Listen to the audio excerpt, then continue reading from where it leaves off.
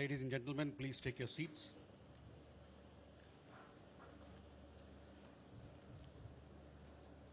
Minister of Foreign Affairs of Australia, Her Excellency Ms. Penny Wong.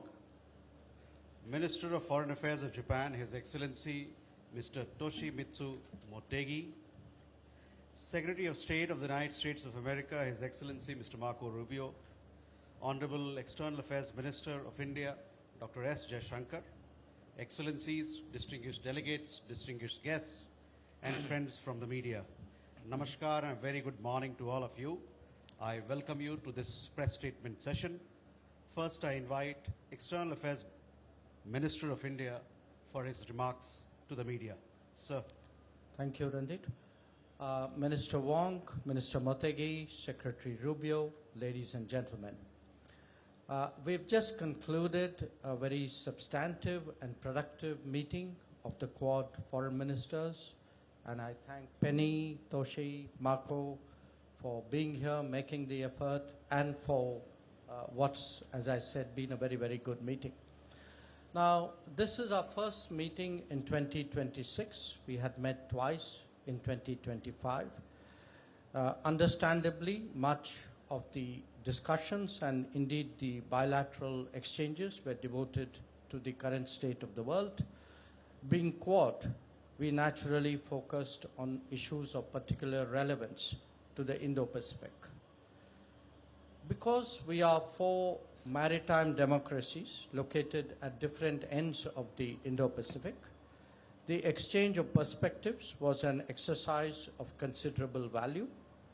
The maritime domain has seen a steady expansion of collaboration, including surveillance and domain awareness, logistics network, undersea cables, training, capacity building, and HADR activities. We will be continuing to deepen these areas in the times ahead. We spent some time on the question of safe and unimpeded maritime commerce and reaffirmed the significance of scrupulously observing international law. Our four nations are also market economies. We believe strongly that economic resilience should be promoted, that supply chains should be strengthened, trusted and secure technologies diffused, and production capacities enhanced. Our deliberations touched on the current energy and fertilizer availability, as well as that of critical minerals and resources. The goal is to intensify cooperation among ourselves while also assisting others. We, the Quad nations, are open societies who foster innovation and creativity in our quest for growth and prosperity. These forces are strengthened when we undertake more exchanges, as we intend to do. So, whether it is in business forums, healthcare initiatives, or digital activities, each facet of a joint effort makes the region that much better. As democratic nations, we also devoted attention to countering the common threat of terrorism. There must be zero tolerance for terrorism, and nations subject to terrorist attacks have the right to defend themselves.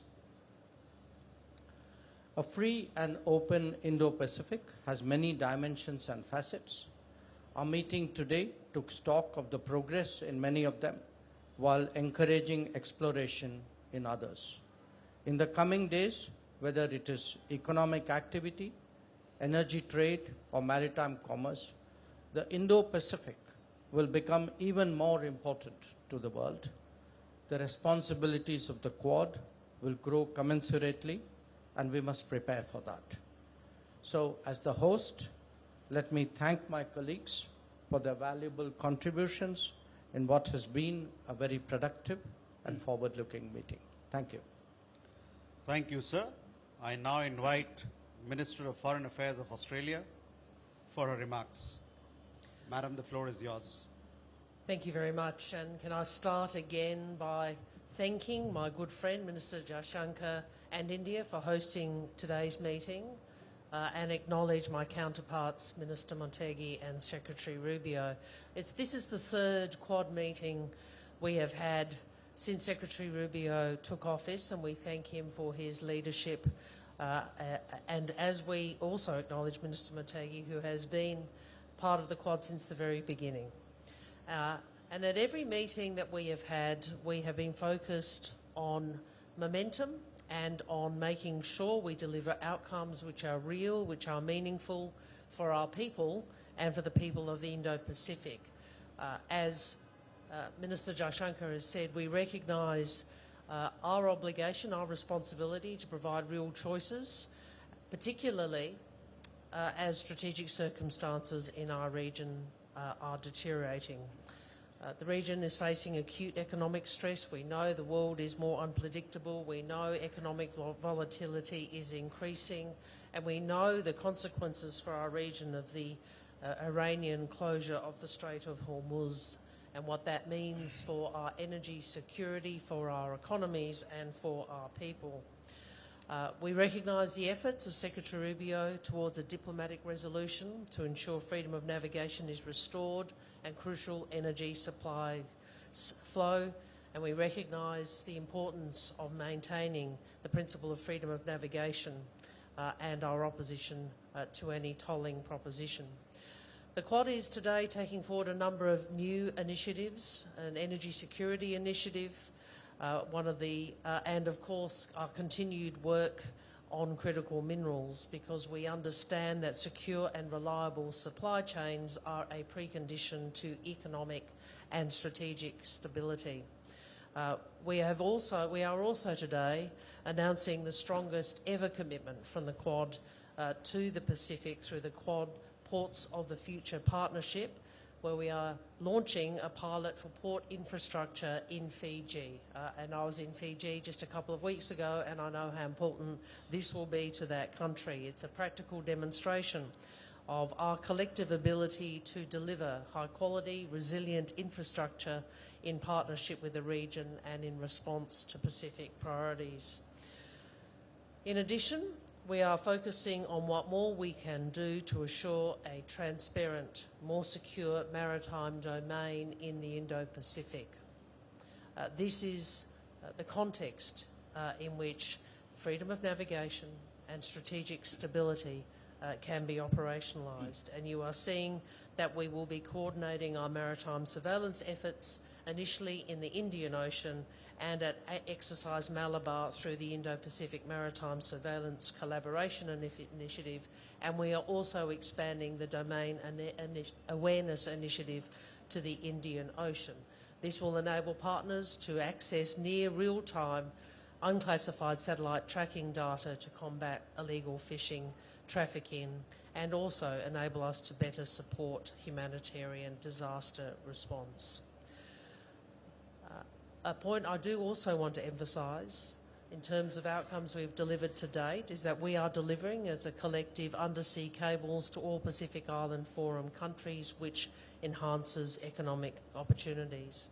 We are also working together to strengthen cooperation against scam centres, particularly in Southeast Asia, building law enforcement capacity and deepening cyber cooperation. These are just some of the measures, practical measures, Quad countries are engaged in. We know we are stronger when we work together. We know we work better in partnership across our region, and we work best by listening to the priorities of our region and delivering practical outcomes to make a difference to our people's lives. Thank you very much. Thank you, Madam Minister. I now invite Minister of Foreign Affairs of Japan for his remarks to the media. Sir, the floor is yours. I will speak in Japanese, so could you use headphone? 最初に Firstly, I thank Foreign Ministers meeting. I thank Jay for being the host. The first time I attended the Quad Foreign Ministerial was back in 2019, September, for the inaugural meeting. You're working on my the headphone back here. You got it? Okay, thank you. I thought you understand So Japanese. you're going to have to Yeah. start over. I'm sorry.